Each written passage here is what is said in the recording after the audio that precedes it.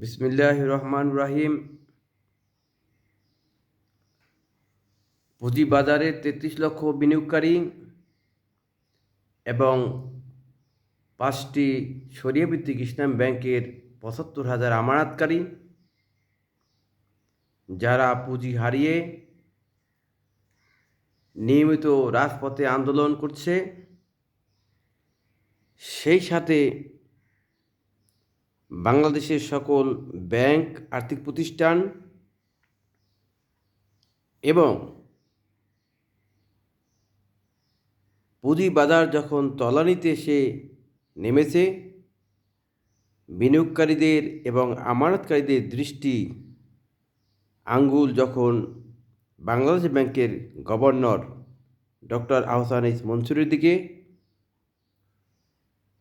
ঠিক সেই মুহূর্তে মাননীয় প্রধানমন্ত্রী জনাব তারেক রহমান তিনি বাংলাদেশ ব্যাংকের গভর্নর জনাব আহসান এইচ মনসুর তাকে সরিয়ে দিয়ে আশা করি একজন ভালো গভর্নর নিয়োগ দিয়েছেন এবং তিনি হয়তো আশা করি আমরা ভালো করবেন। আমি একজন বিনিয়োগকারী হিসেবে আমি মাননীয় প্রধানমন্ত্রীকে এর জন্য আমার পক্ষ থেকে ধন্যবাদ জানিয়ে আরও দুইটি কথা বলতে চাই। মাননীয় প্রধানমন্ত্রী, আপনি শুনেছেন, নিউজে দেখেছেন, বাংলাদেশের ৩৩ লক্ষ বিনিয়োগকারী এবং ৫টি মার্জার করা ৭৫,০০০ বিনিয়োগকারী, এই রিসেন্টলি ৫টি ব্যাংক ইসলামী শরিয়া ভিত্তিক এই 5টি ব্যাংক মার্জার করে আমাদের লক্ষ লক্ষ বিনিয়োগকারীদের পুঁজি, যাহা আমরা কষ্ট করে ক্রয় করেছিলাম, আমাদের কারো পেনশনের টাকা দিয়ে, কারো ফ্ল্যাট বাড়ি বিক্রি করে, আজকের বাংলাদেশ ব্যাংকের গভর্নর যিনি পদত্যাগ করলেন, যাকে সরিয়ে দেওয়া হলো, তিনি শেয়ার শূন্য ঘোষণা করে দিলেন। আমি বিমান বাহিনীতে কর্মরত একজন কর্মকর্তা, আমার পেনশনের সমুদয় টাকা থেকে কিছু টাকা বলতে অনেক টাকা বিনিয়োগ করেছিলাম। এই 5টি ব্যাংক মার্জার করার ফলে আমারও সেই টাকাগুলো এখন জিরোতে পরিণত হয়েছে। আমি 33 লক্ষ বিনিয়োগকারীর পক্ষ থেকে মাননীয় প্রধানমন্ত্রীকে বিনীত দাবি জানাচ্ছি, অবিলম্বে আমাদের এই 5টি ব্যাংকের ব্যাপারে আপনি একটি উপযোগী এবং বিনিয়োগ বান্ধব, পুঁজিবাজার বান্ধব একটি সিদ্ধান্ত গ্রহণ করে আমাদের 33 লক্ষ বিনিয়োগকারীদের রক্ষার জন্য এগিয়ে আসবেন। আমার কাছে মনে হয় এই 5টি ব্যাংক মার্জার বাতিল করে দিয়ে আবার মূল মার্কেটে যে ব্যাংক যেখানে ছিল সেই অবস্থায় কাজ করলে, এবং তাদেরকে যদি আপনি বলে দেন যে আমি এই ক্যান্সেল করে দিলাম, আবার আপনাদের ব্যাংকগুলোকে মূল মার্কেটে ফিরিয়ে আনলাম, কিন্তু আমি দেখতে চাই আগামী 1 বছর ভিতরে আপনারা এই বাংলাদেশ না তথা বিশ্বের বুকে আপনাদের পারফরমেন্স যেন উন্নত রোল মডেল হয়ে থাকে। তাহলে আমাদের এই 33 লক্ষ বিনিয়োগকারী বাইরে আমরা বাঁচব, আমানতকারী বাইরে বাঁচবে, আমাদের পুঁজিগুলো আমরা ফেরত পাবো। আপনার জন্য সকলে দোয়া করবে। সেই সাথে আমি আরও একটু কথা বলতে চাই। আমরা 33 লক্ষ বিনিয়োগকারী, গত 17 মাসে আমাদের যে পরিমাণ ক্ষতি হয়েছে, এই বাংলাদেশ ব্যাংকের গভর্নর, বিএসইসি চেয়ারম্যান, আইসিবির চেয়ারম্যান এবং অর্থ উপদেষ্টা সালেহ আহমেদ, এদের যৌথভাবে এবং সেই সাথে জড়িত রয়েছে টাস্কফোর্সের একজন অধ্যাপক, যিনি ঢাকা বিশ্ববিদ্যালয়ে অধ্যাপক কাজ করেন, আলামিন। এরা আমাদের 33 লক্ষ বিনিয়োগকারীদের পুঁজিগুলা এমনভাবে বিভিন্ন কলে কৌশলে, সেই সাথে বিভিন্ন অসৎ কোম্পানির পরিচালক মালিক তাদের সাথে সমন্বয় করে এমনভাবে তলানিতে নিয়ে গেছেন যে আমাদের এখন 400 কোম্পানি বাজারে, কিন্তু কেনার মতো কোনো লোক নেই। 50% বা তার বেশি কম হবে শেয়ার এখন। যে ভালো ভালো উৎপাদনমুখী কোম্পানি যেমন নাবানা সিএনজি, আপতাবটো, এরকম আরও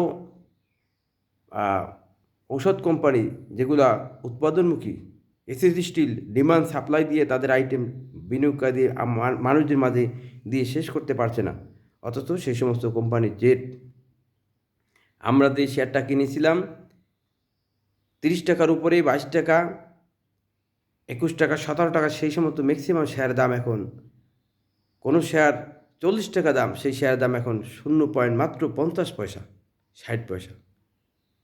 কোনো শেয়ার 1 টাকা 20 পয়সা। স্বাধীনতা 54 বছরে আমরা বিনিয়োগকারীরা এরকম কোনো পরিস্থিতি পড়িনি বা আমরা দেখিনি। এই পরিস্থিতি হতে রক্ষার জন্য আমাদের এখন বিএসইসি চেয়ারম্যান খন্দকার রাশেদ মাকসুদ এবং আইসিবির চেয়ারম্যান আবু আহমেদ, এই দুজন মানুষকে সরানো অত্যন্ত জরুরি।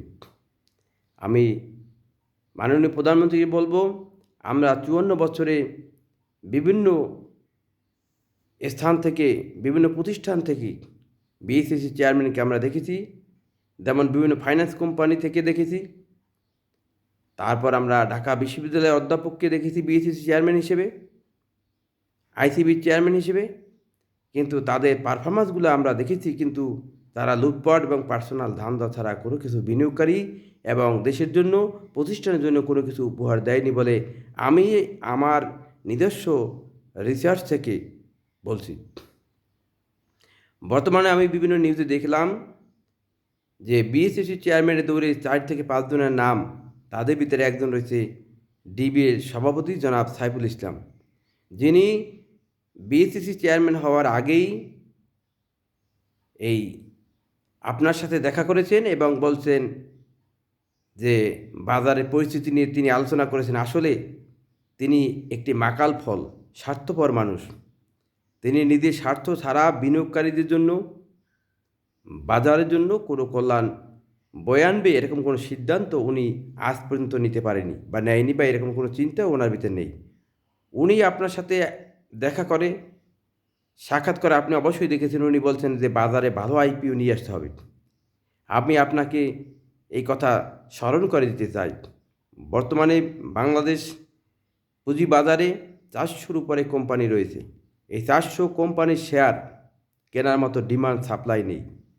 বিনিয়োগকারীদের পুঁজি এখন 70 থেকে 80% পুঁজি শেষ, বলতে গেলে এক প্রকার নিঃস্ব বিনিয়োগকারী, সবাই বাঁচাও বাঁচাও চিৎকার করছে।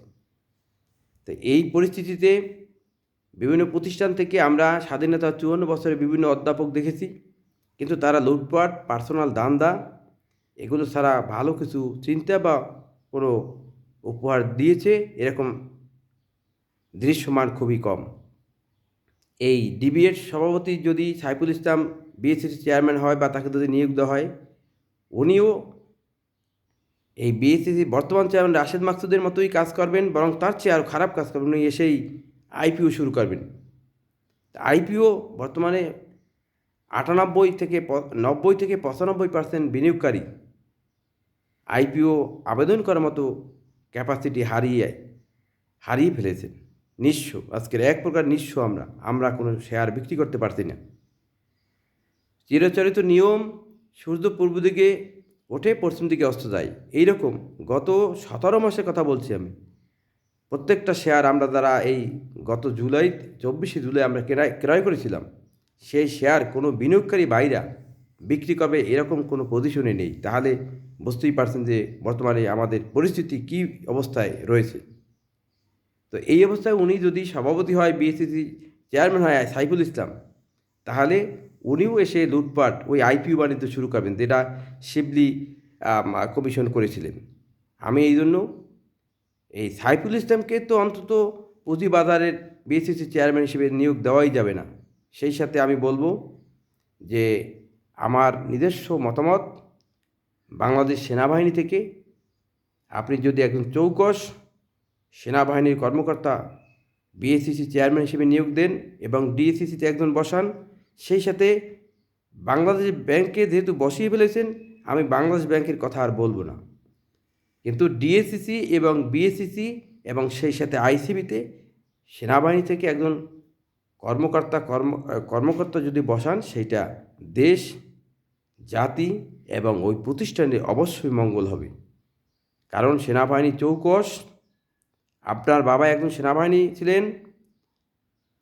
এই স্বাধীনতার 54 বছরে আমরা দেখেছি, আমার ছোট অবস্থায় উনি যখন মৃত্যুবরণ করেন আমি দেখেছি, এবং ওনার ইতিহাস বলে উনি একজন সাধারণ সেনাপতি হলেও, সেনাপ্রধান হলেও উনি সাধারণ সৈনিক যে জীবনযাপন করতেন তার চেয়েও সাধারণ জীবনযাপন করতেন। উনি সাধারণ মানুষের সাথে মিশে দিতেন। আমি এখন লক্ষ্য করেছি আপনিও আপনার বাবার মতো সেই আদর্শ, তার থেকেও মনে হয় আরও অনেকটা পরিবর্তন এসেছে আপনার ভিতরে। আমার কাছে এই জিনিসটা অনেক ভালো লেগেছে। আমি এই ভালো লাগা থেকে আপনাকে অনুরোধ করব, সেনাবাহিনীর একজন কর্মকর্তা, বিএসসিসি চেয়ারম্যান এবং আইসিবিতে নিয়োগ দিয়ে আমাদের 33 লক্ষ বিনিয়োগকারীদের পাশে আপনি দাঁড়াবেন বলে আমি মনে করি। আর সেই সাথে আমার বিনীত অনুরোধ, আমরা পুঁজি বাজারে যারা এই 5টি ব্যাংকের মার্জারের পরিস্থিতির সম্মুখীন হয়েছি, আমরা আমাদের কষ্টের পুঁজি এখানে বিনিয়োগ করেছিলাম।